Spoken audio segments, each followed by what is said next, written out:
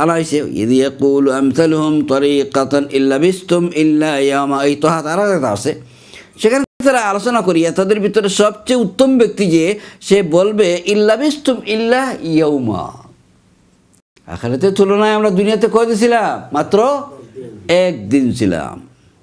তো আগের আন্দাজ করতে পারে না, বলছে 10 দিন। আর দ্বিতীয় রাত্র হিসাব করিয়া বুদ্ধি শুদ্ধি খাটাইয়া চিন্তা করি দেখছে কয়দিন? একদিন। আচ্ছা, আবার তৃতীয় পর্যায়ে কাল্লাহুম ইয়াউমা ইয়ারাউনাহা লাম ইয়ালবাসু ইল্লা আশিয়াতান আও দুহাহা, তারা মনে করবে যে আমরা দুনিয়াতে ছিলাম একটা সকাল অথবা আও দুহাহা, একটা বিকাল, এক সকাল অথবা বিকাল ছিলাম। তাহলে তৃতীয় রায় কী হইল? লোকেরা আলোচনা করবে যে দুনিয়াতে ছিলাম এক সকাল অথবা এক বিকাল, একদিন ছিলাম না, পুরা একদিন পুরা ছিলাম না। তো 10 দিন, এরপরে একদিন, এরপরে এক সকাল অথবা এক বিকাল। শেষ দিকে এরা একের কামিয়াব, এরা বলতেছে ইয়াউমা তাকুমুস সাআতু ইয়কসিমুল মুজরিমুন মা লাবিথু গায়রা সাআহ। তারা মুসলিম যারা, পাপী যারা, এরা কসম করিয়া বলবে বাইরে একদিনও না, 10 দিনও না, আর 1 সকালও না, বিকাল, মাত্র একটা মুহূর্ত ছিলাম। মার আমি তো গাইরা সা, মাত্র এক মুমেন্টে, কোনো সময় নাই, দুনিয়া কী ছিলাম, এটা মানে একটা মুহূর্ত। এই হচ্ছে দুনিয়া আখিরাতের জিন্দেগির তুলনায়। মুহতারাম হযরত, আমরা যে ইসলামকে মানতে পারতেছি না, তার কারণটা কি? তার মেইন কারণ হচ্ছে আখিরাতের প্রতি আমাদের যে বিশ্বাস, দৃঢ় বিশ্বাস, এটাকে আরবিতে বলা হয় ইয়াকিন। আরবিতে কী বলা হয়? এটা ইয়াকিন, ঈমানের উপরে। এটা এই আখিরাতের প্রতি যদি আপনার দৃঢ় বিশ্বাস না হয়, ইয়াকিন না হয়, তাহলে এই রাস্তায় চলা, এই ইসলামের জন্য কাজ করা, ইসলামের জন্য নিজের সব কিছু বিলিয়ে দেওয়া সম্ভব হবে না। এটা আল্লাহ পাক বলে আমাদের সবাইকে এই পথে চলার তৌফিক দান করুন। দর্শে পড়ো সাল্লাল্লাহু আলা সাইয়্যিদিনা মাওলানা মুহাম্মদ ওয়া আলা আলিহি ওয়া আসহাবিহি ওয়া সাল্লাম। সাল্লাল্লাহু আলা সাইয়্যিদিনা মাওলানা মুহাম্মদ ওয়া আলা আলিহি ওয়া আসহাবিহি ওয়া সাল্লাম। আমি বলছিলাম যে আখিরাতের মোকাবিলায় দুনিয়াটা হচ্ছে কি একটা সেকেন্ডে, তো আমাদের হিসাব তো সেকেন্ডে 4 কিছু আছে ছোটো, আমার কিন্তু বাসা নাই আমাদের দেশে ছোটো করা। আর আখিরাতের জীবন এটা কতদিন? আখিরাতে হাসর হবে, বিচার আদালত হবে, এর উপরে আল্লাহ তাআলা আমাদের যে জীবন দিবেন, সেটা জান্নাতি জীবন হোক আর জাহান্নামী জীবন হোক, এটা কতদিন? খালিদিনা ফিহা আবাদা আবাদা আবাদা, মানে কোনো শেষ নাই। না শেষ আছে? শেষ নাই। কোনো অঙ্ক নাই যে ও অঙ্ক দিয়ে এখানে বলতে পারবেন যে লাখ বছর, মিলিয়ন বছর, বিলিয়ন বছর, কিচ্ছু আর বলতে পারবেন না। এত অসংখ্য সীমাহীন জীবন। দুনিয়ার জীবনটা হচ্ছে কি সীমাবদ্ধ, আখিরাতের জীবন সীমাহীন জীবন। আর সেই জীবন আল্লাহ বলছেন যদি আপনি এই দুনিয়াতে এই যে একদিনের জিন্দেগি আর 10 দিনের জিন্দেগি আর 1 মুহূর্তের জিন্দেগি, এটাকে যদি আল্লাহর পথে কাটান, আল্লাহর দিনের কাজে যদি লাগান, সঠিক পথে নিজে আমল করেন, মানুষের যদি পথে দাওয়াত দেন মানুষকে, তাহলে আল্লাহ কী রাখছেন আমার জন্য? আল্লাহ বলে দিয়েছেন আ'ইদাতুল ইবাদিয়াস সালিহিন মা লা আইনুন রাআত ওয়ালা উযুনুন সামিআত ওয়ালা খাতারা আলা কলবি বাশার। আল্লাহ রাসূল সাল্লাল্লাহু আলাইহি ওয়াসাল্লাম বলতে, বুখারী শরীফ হাদিস, বলতেছেন যে আমি আমার নেক বান্দাদের জন্য এমন সব জিনিস জান্নাতে তৈরি করে রাখছি যেটা কোনোদিন কোনো চক্ষু দেখে নাই, কোনো কান কোনোদিন তার বর্ণনা শুনে নাই, এবং কোনো দিল কোনোদিন কল্পনা করা নাই। এই সমস্ত জিনিস আল্লাহ তাআলা আমার জন্য রাখছেন। আমি আলোচনা করেছি আপনাদের সামনে আগে। এই সমস্ত জিনিস আমাদের জন্য অপেক্ষা করতেছে, এই সমস্ত জিনিস আমাদের জন্য অপেক্ষা করতেছে। এগুলো শুরু হবে কিয়ামতে, আল্লাহ তাআলা আমরা যখন বিচার আদালত হবে শুরু হবে। আর কিছু সামান্য আলামত শুরু হয়ে যাবে কবর থেকে, কিছু সামান্য জিনিস, সামান্য বাতাস শুরু হয়ে যাবে কোন সময় থেকে? কবর থেকে। তো আল্লাহ পাক রব্বুল আলামিন বলতেছেন যে এই যে তোমরা যারা বিশ্বাস করো আখিরাতের জীবনকে, আল্লাহ বলতে ইন্না দারাল আখিরাতা লাহিয়াল হায়াওয়ান, আখিরাতের জীবন এটা সত্যিকার জীবন, আখিরাতের জীবন এটাই কি সত্যিকারের জীবন, এর তুলনায় দুনিয়ার জীবন কিছু না, কিছু না। এটা আগে আমাদের দেশে আপনারা জানবেন, মনে থাকতে পারে অনেকের, কোনো মুরব্বীকে জিজ্ঞাসা করলে যে বলতে আপনার বাড়ি কোন জায়গা, তারা বাড়ি বলতেন না, বলতে তারা 2 দিনের ঠিকানা অমুক জায়গা, অমুক গ্রাম, অমুক থানা, অমুক 2 দিনের ঠিকানা। দেখেন কত সুন্দর কথা, এটা কত সুন্দর মানে ইমানি দৃষ্টিভঙ্গি। দেখেন অনেক দিকে আমরা অগ্রসর হয়েছি ঠিকই, অনেক দিকে আমরা পিছিয়ে গেছি। এখন তো মনে করি আমাদের আখিরাতের আলোচনা আমাদের অনেক ভালো লাগে না। অনেক মানুষ আছে মনে করি এগুলোর দরকার কী আলোচনা, অন্যান্য বড় বড় আছে বিজ্ঞান টিজ্ঞান ওগুলো নিয়ে আলোচনা করেন, হ্যাঁ আখিরাতের আলোচনা কী লাভ হবে? যাই হোক, তো আল্লাহ বলতেছেন যে এই যে কাজ যেটা, এই যে দিনী দাওয়াতি কাজ যেটা, এটা যদি আমরা করি, আল্লাহ দিনের কাজে যদি আমরা বাইরে না হই, তাহলে কী হবে? আল্লাহ তাআলা আমাদেরকে শাস্তি দেবেন। যদি আমরা এই মুসলমান হওয়ার পরে, দিনদার হওয়ার পরে, ইসলামকে জানার পরে, বুঝার পরে যদি মানুষকে আমরা দাওয়াতি কাজে বাইরে না হই, তাহলে আমাদের কী দেওয়া হবে বলেন? শাস্তি, পানিশমেন্ট দেওয়া। কয়টা? 60টা। আল্লাহ বলতেছেন ইল্লা তাগফিরু ইউআযিবকুম আযাবান আলীমান ইয়াস্তাবদিল কওমান গায়রাকুম ওয়া লা তাদুররুহু শাইআ ওয়াল্লাহু আলা কুল্লি শাইইন কাদির। 4টা কথা বলতেছেন আল্লাহ তাআলা। বলতেছেন যদি তোমরা এই কাজে বাহির না হও, আজকে মনে করেন ওই যে আল্লাহ এক আল্লাহ ওয়াহদাহু লা শারীক, মুহাম্মদ সাল্লাল্লাহু আলাইহি ওয়াসাল্লাম আল্লাহর রাসূল, হ্যাঁ, এরপর কোরআন মাজিদ এটা আল্লাহর পয়গাম, আল্লাহর বাণী, আখিরাত একদিন হবে। এই কথাগুলো আমরা মুসলমানরা জানি, সঠিকভাবে জানি আলহামদুলিল্লাহ। কিন্তু কাফিররা জানে, হিন্দুরা সঠিকভাবে জানে, বৌদ্ধরা সঠিকভাবে জানে। এই ফিল্ড থাকার পরে যদি আমরা এদেরকে দাওয়াত না দিই, এই সুযোগ থাকার পরে যদি আমরা এদেরকে দাওয়াত না দিই, আল্লাহ বারবার বলতে তোমরা দাওয়াত দাও, উদউ ইলা সাবিলি রাব্বিকা বিল হিকমা, হিকমতের সহিত সুন্দর ওয়াজ নসিহতের মাধ্যমে তোর মানুষকে, এই নন মুসলিমকে দাওয়াত দাও। যদি আমরা এই দাওয়াতি কাজ না করি, দাওয়াত না দেই, তাহলে আল্লাহ বলতেছেন কি ইউআযিবকুম আযাবান আলীমা, আমি তোমাদেরকে শাস্তি দান করবো। আর শাস্তিটা কীরকম হবে? আযাবান আলীমা, কঠিন শাস্তি, কঠোর শাস্তি তোমাদেরকে দেওয়া হবে। 1 নম্বর কী হবে? কঠোর শাস্তি দেওয়া হয়। কঠোর শাস্তি, এই যে মনে করেন আজকে বাংলাদেশে কী অবস্থা, আমি বেশি যাচ্ছেন দূরে, বাংলাদেশে দুর্ভিক্ষ, আপনারা আজকে রেডিও যারা শুনছেন যে প্রায় গোপনে গোপনে দুর্ভিক্ষের মতো অবস্থা চলতেছে। মানুষের কিছু বলতে পারতেছে না আর সইতেও পারতেছে না। আর বর্তমান যে একটা অজগর গভর্নমেন্ট আসছে, বর্তমানে একটা গভর্নমেন্ট আসছে অজগর গভর্নমেন্ট, এছাড়া আমার কাছে কোনো বাসা নাই। মানে যেদিকে যাচ্ছে মানুষকে কামড়াইতেছে, মানুষকে খাইতেছে, খাইতে কামড়াইতে এবং ইসলাম অনুযায়ী কামড়ানো শুরু করে দিচ্ছে। আল্লাহ কোরআনের ভিতরে কামড়ানো শুরু করে দিয়েছে।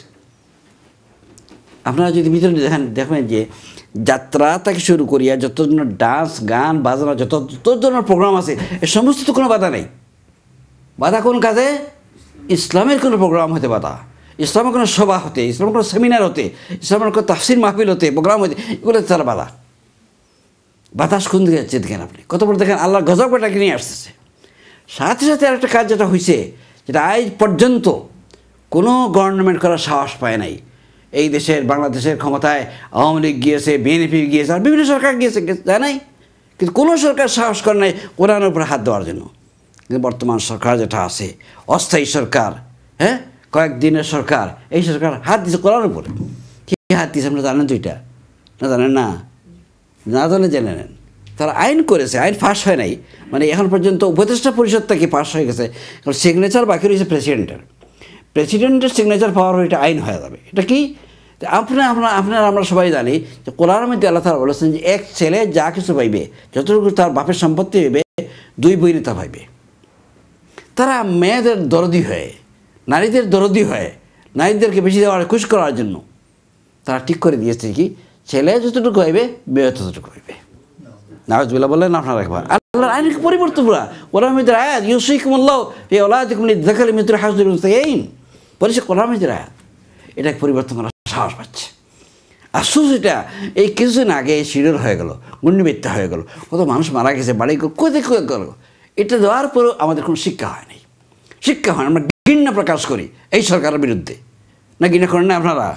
এতটুকু না করলে তো ইমানও থাকবে না। হাদিসের মধ্যে আছে, রাসূলুল্লাহ সাল্লাল্লাহু আলাইহি ওয়াসাল্লাম বলেছেন, মান রাআ মিনকুম মুনকারান ফালইয়ুগাইয়িরহু বিয়াদিহি ফাইন লাম ইয়াসতাতি ফাবিলিসানিহি ফাইন লাম ইয়াসতাতি বিকলবিহি ওয়া যালিকা আযআফুল ঈমান। 3টা স্তর করেছেন। মানে কয়টা স্তর? 3টা স্তর। প্রথম স্তর হচ্ছে যদি কোনো আপনি মুনকার, কোনো খারাপ জিনিস ইসলাম বিরোধী কোনো জিনিস দেখেন, তাহলে আপনার শক্তি প্রয়োগ করে এটাকে বন্ধ করতে হবে। আর যদি সেই শক্তি আপনার না থাকে, তো থাকতে হবে না, থাকতে হবে না, যদি শক্তি না থাকে তাহলে আপনার বিরুদ্ধে কথা বলতে হবে। ইল্লাম ইসানি, মুখ দিয়ে তার বিরুদ্ধে কথা বলতে হবে, যেভাবে আমি বলতেছি, কম কতটুকু বলতে হবে। এটাও যদি না পারেন তাহলে মনে মনে ঘৃণা করতে হবে। যদি এই ঘৃণা না করেন তাহলে ইমান নাই। ঘৃণা না করেন, বাতিলের যে কাজ করতেছে, হ্যাঁ, ইসলামের বিরুদ্ধে কাজ করা হচ্ছে, কোরআন আয়াতের বিরুদ্ধে কাজ করা হচ্ছে, আপনার যদি ঘৃণা আপনার বিরুদ্ধে সৃষ্টি না হয়, তাহলে নামাজ পড়িয়া কপাল ধুয়ে ফেলেন আর নামাজ রোজা রাখেন, হজ করেন, যা কিছু করেন, কোনো কাজ আপনার আল্লাহকে আপনার ইমানে নেই। আল্লাহ বলেছে ইমানে থাকবেন আপনার। সবচেয়ে নিম্ন স্তর হচ্ছে ওইটা ঘৃণা নাই, আপনার ইমান নেই। আল্লাহ তো আমাদের হেফাজত করুক, আল্লাহ আমাদের দেশকে হেফাজত করুক, মানুষের বিবেককে আল্লাহ তালা জাগরণ করে দিও, দোয়া করি। তো মাহতারাম হাজরাত, আমি বলছিলাম আল্লাহ বলতেছেন যদি তোমরা এই দাওয়াতি কাজ না করো, তোমার প্রথম কি দিবেন? ইউআযযিবুকুম আযাবান আলীমা, কঠিন শাস্তি। 2 নম্বর ওয়াস্তাবদিল কওমান গায়রাকুম, আপনার আমার ইসলামের কাজ না করার কারণে আল্লাহর কাজ আটকিবে না। আল্লাহ কাজ আটকিবে না। আল্লাহ কী করবেন? আল্লাহ বলতেছেন তোমাদের বাদ দিয়ে আমি আরো কমকে নিয়ে আসবো, তোমাদের বাদ দিয়ে আমি আরো কমকে নিয়ে আসবো, তারা ইসলামের জন্য কাজ করবে। তো আমি যারা এমন কোনো এজেন্সি নিয়ে আনছি না যে আমি যদি না করি যে কাজ হবে না, এরকম না। আমি যদি কাজ না করি তাহলে আল্লাহ তাআলা ওই মুসলমানদের ভিতরে, মানুষের ভিতরে, অন্যান্য জাতির ভিতরে এক কৌম, এক সম্প্রদায় তৈরি করে দেবে যারা দিনের কাজ করতে হবে। আর আপনাকে কেউ আল্লাহ তো গেট আউট, আপনার আমাকে বলবে যাও, তো ধ্বংস হয়ে যাও তোমরা।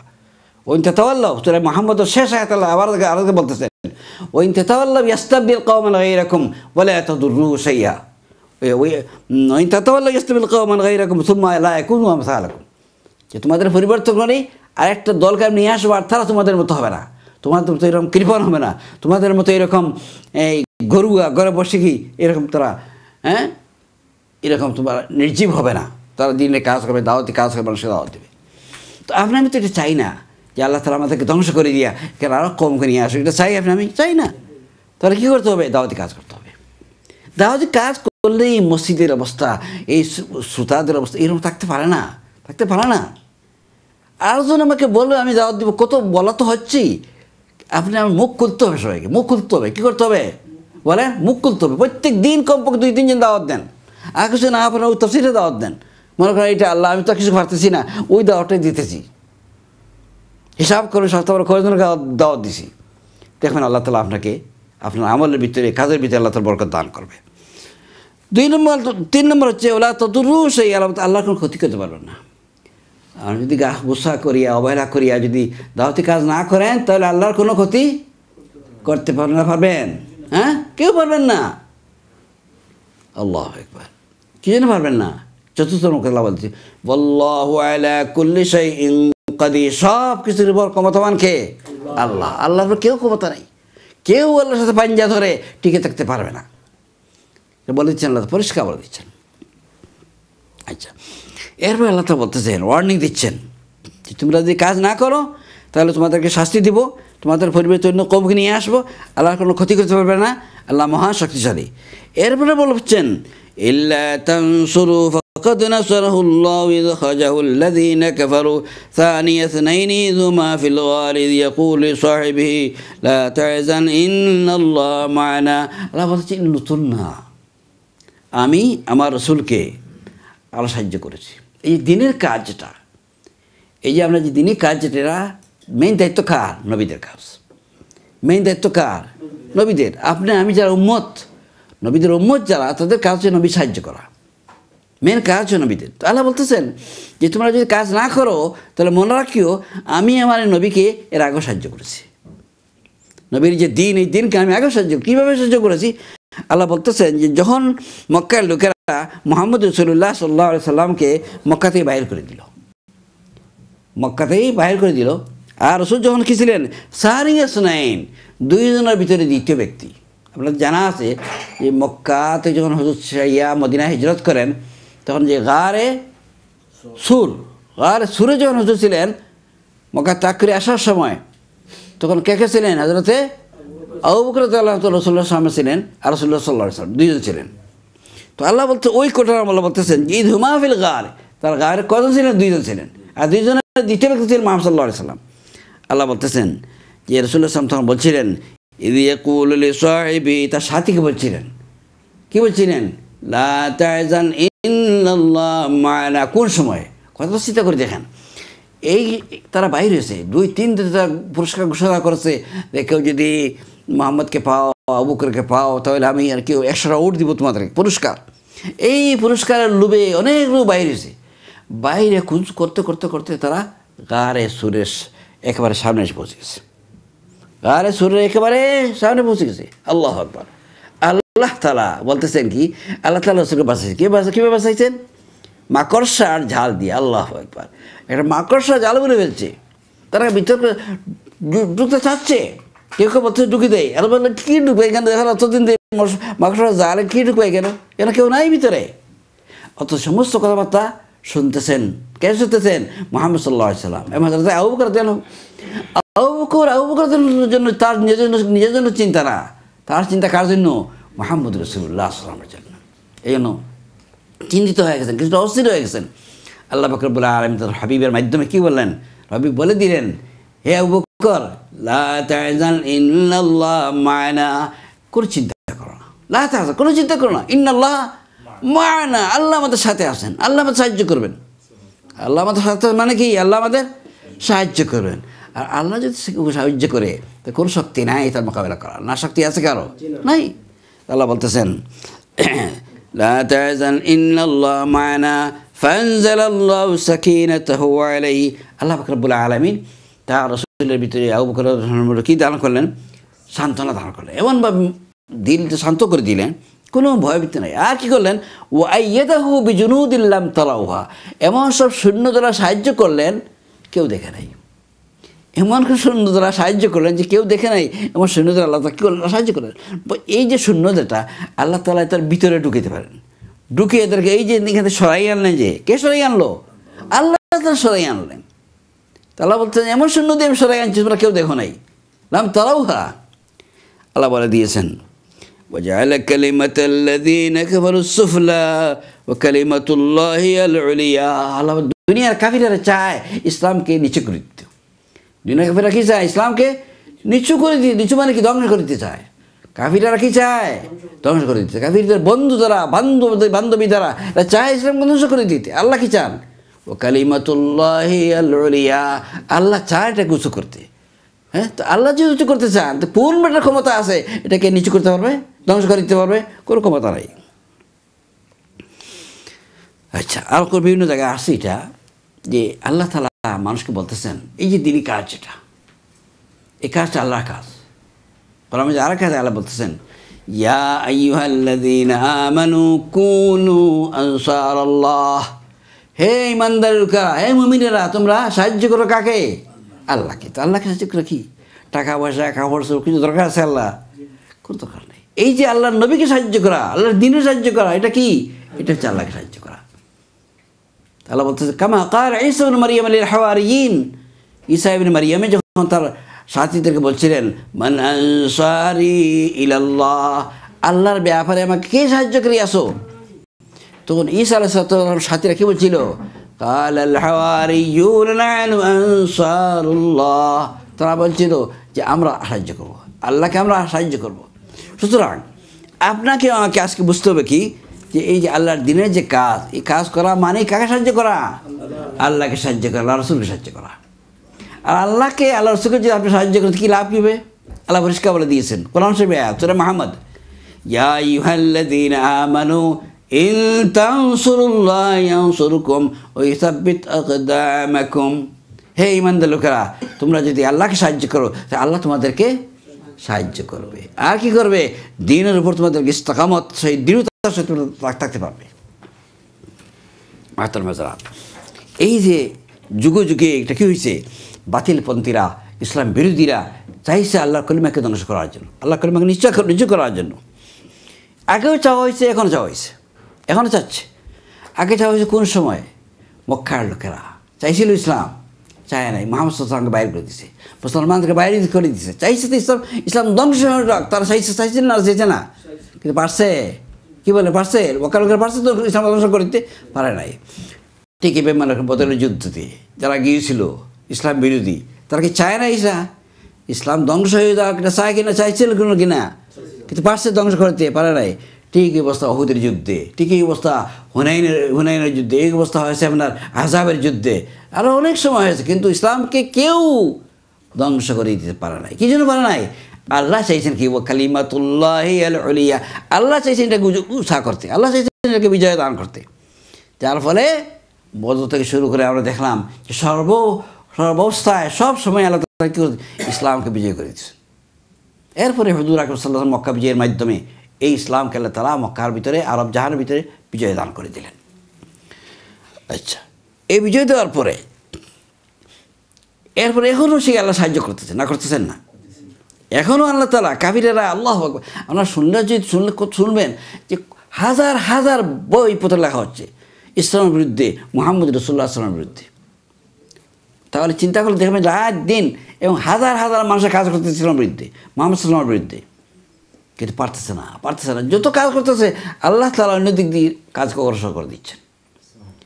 এদিকে পিটানো হচ্ছে আমাদের মুসলমানদেরকে, এই যে আপনার ইরাকে, তারপরে আফগানিস্তানে এবং চেচনিয়ায়, কাশ্মীর, বিভিন্ন জায়গায় পিটানো হচ্ছে, আর অন্যদিকে আল্লাহ তাআলা অনেক লোক মুসলমান বানাই দিচ্ছে।